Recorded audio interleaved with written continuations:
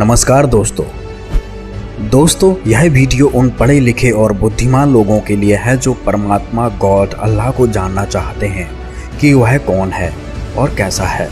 फिर यह लोग बुद्धिमान होने के नाते यह भी जानना चाहते हैं कि भगवान या अल्लाह को किसने देखा है। इन चुनिंदा लोगों की एक खास बात और है कि ये प्रमाण भी देखना चाहते हैं। ये सुनी सुनाई बातों पर विश्वास नहीं करते।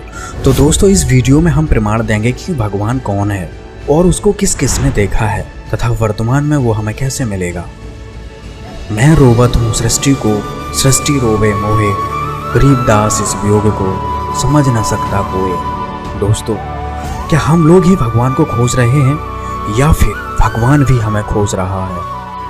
यह बात आश्चर्यजनक जरूर है, लेकिन वह समर्थ परमात्मा ऐसा भी करते हैं ताकि संसार में परमात्मा के प्रति आस्था जीवित रहे।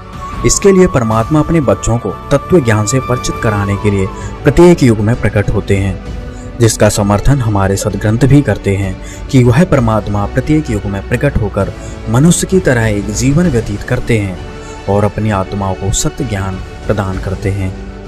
सतयुग में सत सुकृत कह टेरा, त्रेता नाम मुनिंद्र मेरा, द्वापर में करुणा मैं कहाया, कलयुग नाम कबीर धराया। जी हाँ दोस्तों, वह कबीर परमेश्वर ही है जो प्रत्येक युग में अलग अलग नामों से प्रकट होते हैं और अपनी प्यारी हंस आत्माओं को सतमार्ग सतभक्ति देकर मोक्ष प्रदान करते हैं। तो दोस्तों, आज हम चारों युगों की बात करेंगे और जानेंगे कि किस किस पुण्य आत्मा को परमात्मा मिले। सबसे पहले बात करते हैं सतयुग की। सतयुग में परमात्मा सत सुकृत नाम से आए थे और सबसे पहले ब्रह्मा जी से मिले। उनको तत्व ज्ञान से सृष्टि रचना का ज्ञान करवाया, जिससे वो काफी प्रभावित हुए और परमेश्वर के उस ज्ञान को अद्वितीय बताते हुए प्रथम मंत्र प्राप्त किया। परमेश्वर ने ब्रह्मा तथा सावित्री जी को उपदेश दिया। इसके पश्चात परमात्मा विष्णु जी के पास विष्णु लोक में गए, उनसे चर्चा की तथा विष्णु जी को शिष्य बनाया। परमात्मा ने विष्णु जी व लक्ष्मी जी को उपदेश दिया। इसके बाद परमात्मा शिव जी के पास शिवलोक में गए तथा शिव जी व पार्वती जी को नाम उपदेश दिया। वैसे तो सतयुग में मनु महर्षि जी को भी कबीर परमेश्वर मिले थे। कबीर परमेश्वर उस समय सत सुकृत नाम से प्रकट हुए थे। अपने तत्व ज्ञान से मनु जी को परिचित करवाया था, लेकिन उन्होंने परमेश्वर के ज्ञान को सत्य न मानकर अपने द्वारा की जा रही भक्ति को ही श्रेष्ठ माना। दोस्तों, सतयुग के बाद अब बात करते हैं त्रेता युग की। त्रेता युग में कबीर परमेश्वर ऋषि मुनींद्र के नाम से प्रकट हुए थे।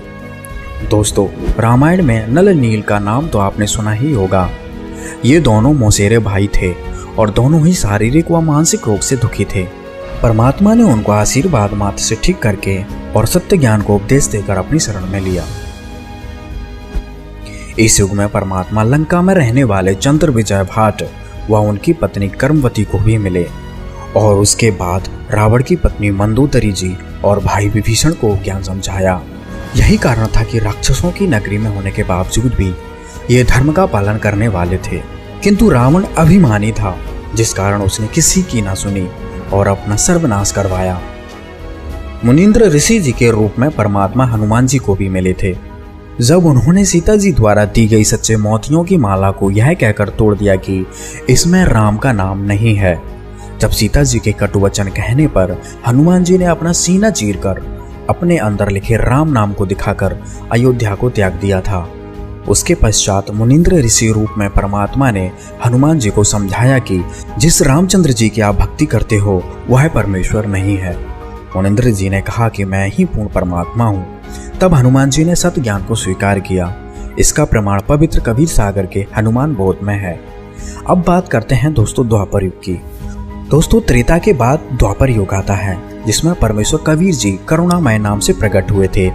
उस समय एक वाल्मीकि जाति में उत्पन्न भक्त सुदर्शन सुपच उनके शिष्य हुए थे। इन्हीं सुदर्शन जी ने पांडवों के यज्ञ को सफल किया था, जो ना तो श्री कृष्ण जी के भोजन करने से सफल हुई और ना ही 33 करोड़ देवताओं, 88,000 ऋषियों आदि के भोजन खाने से सफल हुई थी।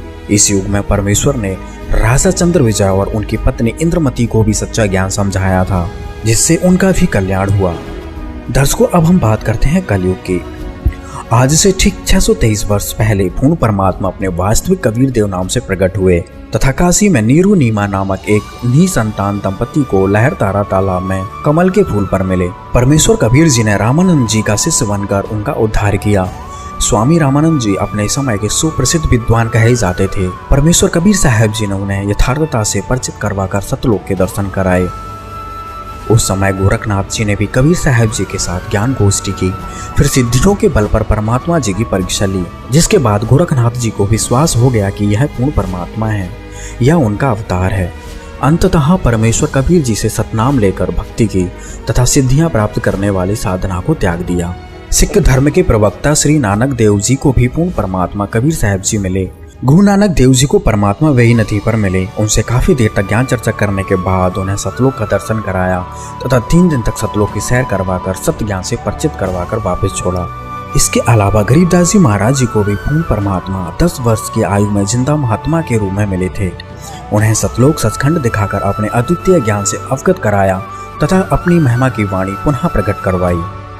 बांधवगढ़ के सेठ धनी धर्मदास जी जब 68 तीर्थ की यात्रा पर निकले हुए थे, तब पूर्ण परमात्मा कबीर साहब जी जिंदा बाबा के रूप में धर्मदास जी को मथुरा में मिले और कर्मकांड में उलझे धर्मदास जी को सत्य ज्ञान सतमार्ग बताकर सद्भक्ति प्रदान की तथा सतलोक के दर्शन करवाए थे।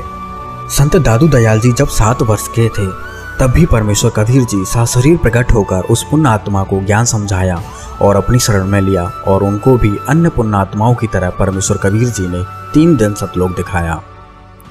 कलयुग में ही श्री मलुकदास जी साहब को पूर्ण परमात्मा मिले तथा 2 दिन तक सतलोक दिखाया। तब तक श्री मलुकदास जी अचेत रहे। बलक बुखारे के बादशाह इब्राहिम सुल्तान अधम को कबीर परमेश्वर मिले और उनका राजपाट छुड़वाकर भक्ति प्रदान करके उनका कल्याण किया। मुसलमान धर्म के प्रवर्तक हजरत मोहम्मद जी को भी परमात्मा कबीर देव जिंदा महात्मा के रूप में मिले और उनको सतलोक लेकर गए, लेकिन उनकी रुचि वहां नहीं हुई। कुरान में लिखे कबीरन खबीरन कबीरा ये नाम वही संकेत करते हैं।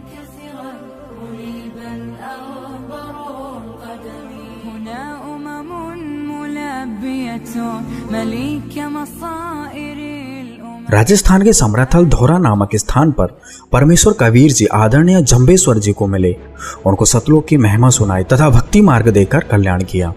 दोस्तों, कलयुग में और भी अन्य महापुरुष हुए जिनको परमेश्वर कबीर जी मिले, जैसे पीपा जी, धन्ना भगत जी, रविदास जी, घीसादास जी आदि। तो दोस्तों, इस वीडियो को देखकर आपको पता चल ही गया होगा कि किस प्रकार परमात्मा प्रत्येक युग में हमारे लिए, हम जीवों के उद्धार के लिए प्रकट होते हैं। वे हमारे परमपिता हैं और हमें सच्चा ज्ञान व भक्ति देकर पुनः उस सुखमय स्थल पर लेकर जाना चाहते हैं जहाँ से हम गलती करके यहाँ काल लोक में आ गए हैं। दोस्तों, इन सभी महापुरुषों को परमेश्वर कबीर जी मिले तथा सतलोक दिखाकर वापस छोड़ा, जिसके बाद उन्होंने परमेश्वर कबीर जी के वचन पर डटकर भक्ति की। अतः आप सभी से हमारा निवेदन है कि वर्तमान में पूर्ण परमात्मा कबीर साहब जी के अवतार रूप में संत रामपाल जी महाराज जी आए हुए हैं और वही सत्य ज्ञान जो कबीर साहब जी ने बताया, वही ज्ञान संत रामपाल जी महाराज बता रहे हैं। प्रभु प्रेमी आत्मा इस ज्ञान को स्वीकार करें। मानव जाति के लिए संत रामपाल जी महाराज द्वारा दिया गया ज्ञान अनमोल खजाना है। अभी तक हमने जिन भी महापुरुषों के नाम बताए, उन सभी महापुरुषों की वाणी में कबीर परमात्मा की महिमा का विस्तार से वर्णन किया गया है, लेकिन वर्तमान में पूर्ण परमात्मा की सही जानकारी केवल संत रामपाल जी महाराज जी ने जनसाधारण को बताया है। कुछ धर्म के स्वार्थी लोगों ने परमात्मा की इन वाणियों को कि कबीर ही परमात्मा है और परमात्मा किन किन लोगों को मिले, इन सभी वाणियों को छिपा कर रखा। तो आप सभी से निवेदन है, इस सारे तत्व ज्ञान को विस्तार से जानने के लिए संत रामपाल जी महाराज जी के मंगल प्रवचन अवश्य सुने। दोस्तों, इस पूरी वीडियो को देखने के लिए आपका बहुत बहुत धन्यवाद। अंत में परमात्मा कबीर साहब जी की एक वाणी के साथ इस वीडियो का समापन करते हैं। कबीर परमेश्वर ने कहा है, कबीर जो जन हमारी शरण है, ताका हूँ मैं दास, गैल गैल लाग्या फिरूं, जब तक धरती आकाश। धन्यवाद।